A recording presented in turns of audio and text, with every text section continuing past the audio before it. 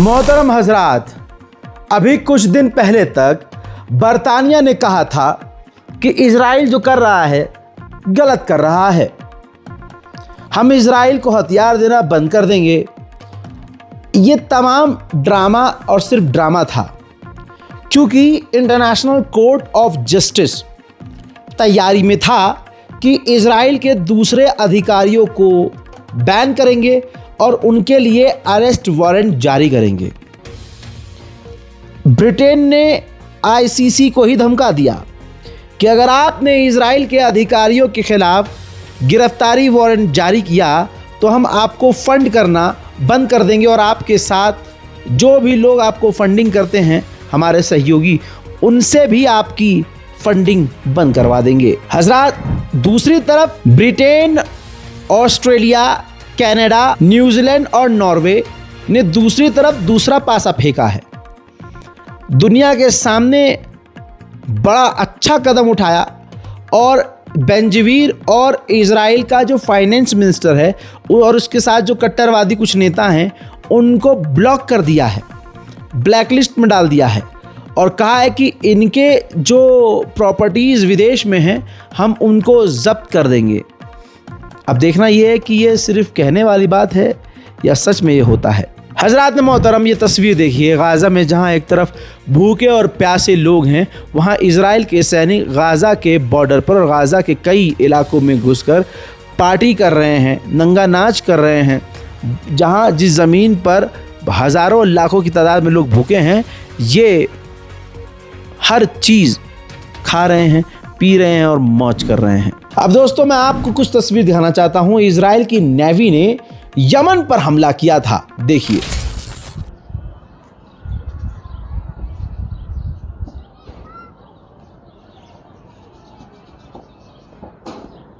हजरात मोहतरम, आप सोच सकते हैं कि इजराइल ISIS का मदद ले रहा है।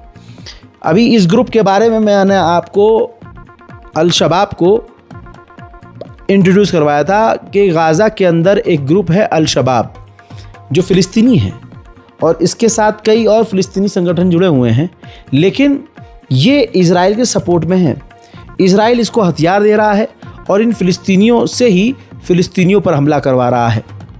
और जब फ़िलिस्तीनी इन पर हमला करते हैं, इनमें से कोई मारा जाता है तो भी फ़िलिस्तीनी मारा जाता है।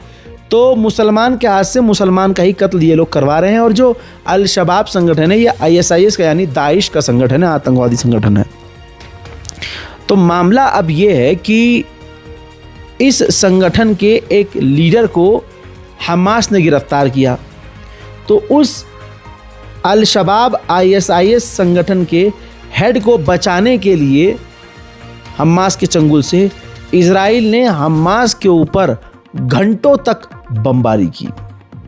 यह है आपका फ़िलिस्तीन का अल शबाब ग्रुप और इजराइल का ये तालमेल। अब ये जो दाइश वाला संगठन है अल शबाब फ़िलिस्तीन में, जिसको इजराइल सपोर्ट कर रहा है, हथियार दे रहा है, उसका एक ऑडियो वायरल हुआ है।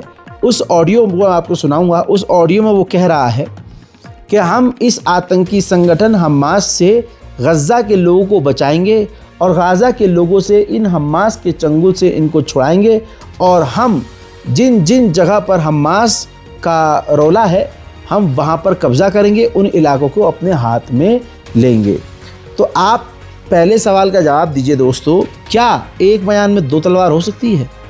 क्या चोर की दाढ़ी में ये तिनका नहीं है कि भाई ये कैसे हो सकता है कि एक फ़िलिस्तीन का संगठन इजराइल के साथ खड़ा हो जाए? ऐसा हो ही नहीं सकता। बिस्मिल्लाहिर्रहमानिर्रहीम। इला अब्नाए शअबना अल-फ़लस्तीनी, बयान मिन अल-क़ुव्वात अश-शअबिय्या अल-फ़लस्तीनिय्या। नहनु लम वलन नअमल मअ अल-इह्तिलाल व हदफना हुवा हिमायत हुकूक अल-इंसान अल-फ़लस्तीनी मिन अल-इरहाब हमास बख़ुसूस ما ذكر عن أسلحتنا البدائية التي تحمي أبناء شعبنا. تورثناها عن قبيلة الطرابين والقبائل والعائلات الفلسطينية. اليوم لا يمكننا سوى التركيز على هدفنا، وهو حماية أبناء شعبنا من إرهاب حماس وسيطرتها الغير مقبولة على الناس، ويجب تنحيها عن الحكم، خاصة بعد خروج مئات المظاهرات التي تطالبها بالرحيل.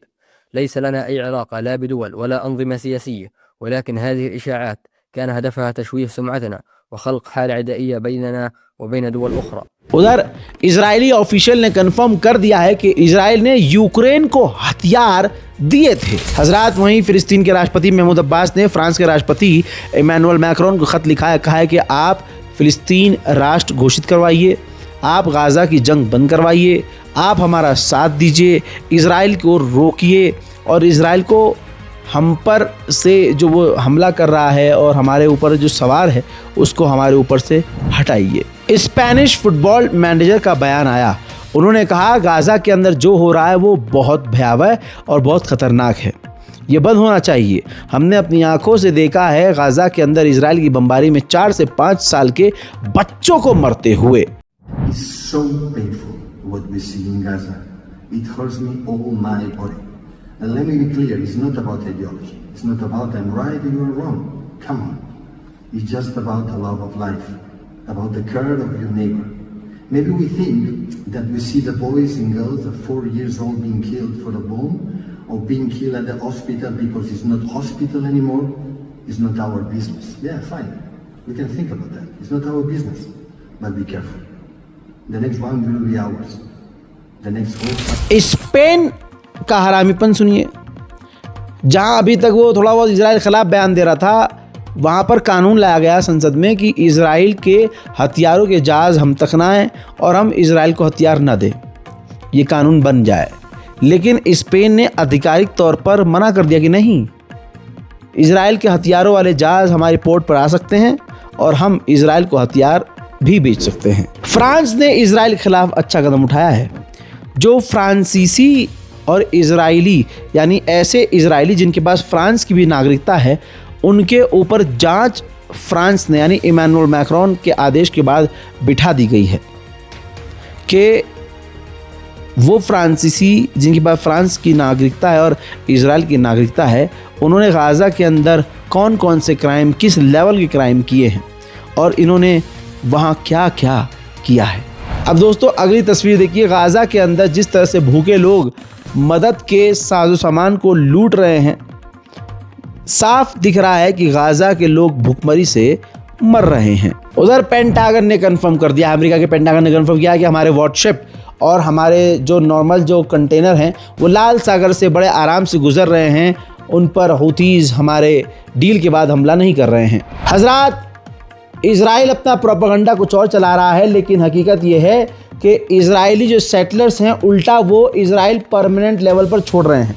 पिछले साल से अब तक 28% ये रेशियो बढ़ चुका है, परसेंटेज बढ़ चुका है। 28% लोग इजराइल के रहने वाले सेटलर्स परमानेंटली वो दूसरे शहरों और देशों में शिफ्ट हो रहे हैं। हजरात, अमेरिका का एनवॉय जो इजराइल के लिए है, उसने बयान दिया है कि अमेरिका किसी भी तरह से टू स्टेट सॉल्यूशन, फ़िलिस्तीन को मान्यता, इन सब बातों को सपोर्ट नहीं करता है, बल्कि अमेरिका यानी हम लोगों का मानना ये है कि मिडिल ईस्ट में अरब देशों के पास अंधी ज़मीनें हैं, हम कभी भी फ़िलिस्तीन को मान्यता नहीं देंगे और हम हमारी ज़िंदगी में फ़िलिस्तीन स्टेट बनता हुआ नहीं देखेंगे। फ्रांस की राजधानी पेरिस में फ़िलिस्तीन गज़ा के समर्थन में खतरनाक प्रदर्शन हो रहे हैं, देखिए।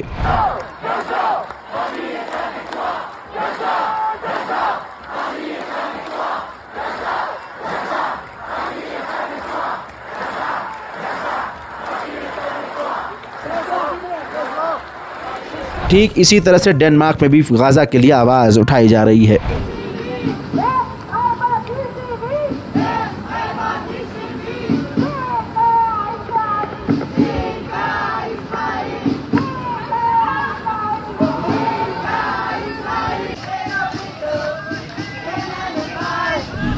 उधर तस्वीर देखिए, जर्मनी की औकात देखिए। जर्मनी की पुलिस फ़िलिस्तीनी गाज़ा समर्थक प्रदर्शनकारियों को बुरी तरह से पीट रही है। ईरानी लॉ मेकर्स का मानना यह है कि ये जो अमेरिका और ईरान की बातचीत चल रही है, ये एक जाल है खुद अमेरिका और इजराइल का। वहीं ईरान नॉर्मल पैसेंजर विमान ख़रीदने की तैयारी कर रहा है, कई देशों से वो बात कर रहा है। फ़िलहाल वो कतर में बनने वाले बोइंग और दूसरे विमानों को ख़रीदने की सोच रहा है, अभी वो आसपास बस देख रहा है। 2018 में ईरान के अंदर एक ख़तरनाक आतंकी हमला हुआ था। इसमें कई सारे ISIS दाइश के आतंकवादियों को गिरफ्तार किया गया था, जिनमें से 6 ISIS के आतंकवादियों को ईरान ने गिरफ्तार किया और अब उन 6 के 6 को फांसी सुना दी गई है ईरान में। उधर मेरे दोस्तों नेतन्याहू ने एक बार फिर से डोनाल्ड ट्रंप से बात की और कहा कि ईरान एक्सपर्ट है बातचीत करने में और बातचीत को लटकाने में। ईरान बस टाइम ख़राब कर रहा है, आपको बातचीत बंद करनी होगी और आप हमला कर दें तो ज़्यादा बेहतर होगा। इस बात पर नेतन्याहू से डोनाल्ड ट्रंप राज़ी ना हुए, बल्कि डोनाल्ड ट्रंप ने नेतन्याहू से कहा कि नहीं, ईरान हमसे डील ज़रूर करेगा। E3 यानी फ्रांस, जर्मनी और ब्रिटेन से E3 से ईरान की मीटिंग होने वाली थी, लेकिन एंड मोमेंट पर फ्रांस के राष्ट्रपति इमैनुअल मैक्रोन ने इस मीटिंग को रद्द कर दिया। उधर ईरान ने फिर से दी है धमकी। ईरान ने इजराइल को धमकी देते हुए कहा कि अगर हमारे किसी भी परमाणु कार्यक्रम पर हमला किया तो ये याद रखे इजराइल कि उसके परमाणु हथियार जो छुपा कर उसने खुफिया तौर से रखे हुए हैं खुफिया जगह पर, हम वहीं सीधा हमला करेंगे, हमसे पंगे न लेना।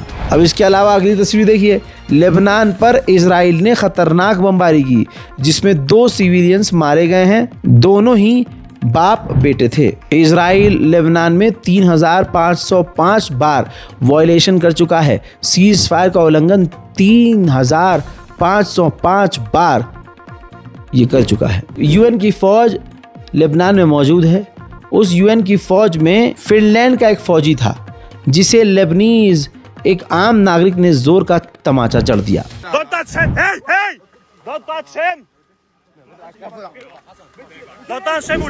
उधर अमेरिका ने सीरिया पर एयर स्ट्राइक कर दी है जिसमें 2 लोगों की मौत हुई है।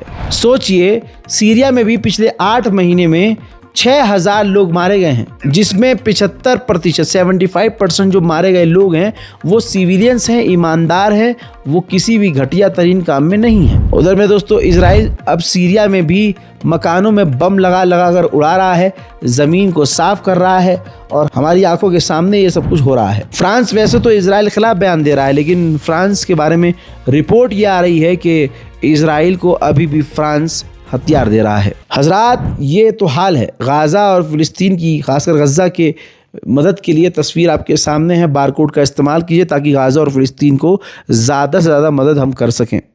लिहाजा दोस्तों, अपनी राय कमेंट में ज़रूर लिखिएगा इस खबर के बारे में और रिपोर्ट को शेयर ज़रूर कीजिएगा। मैं हूँ रज़ा और आप देख रहे थे रज़ा ग्राफी अनस्क्रिप्टेड। जय हिंद।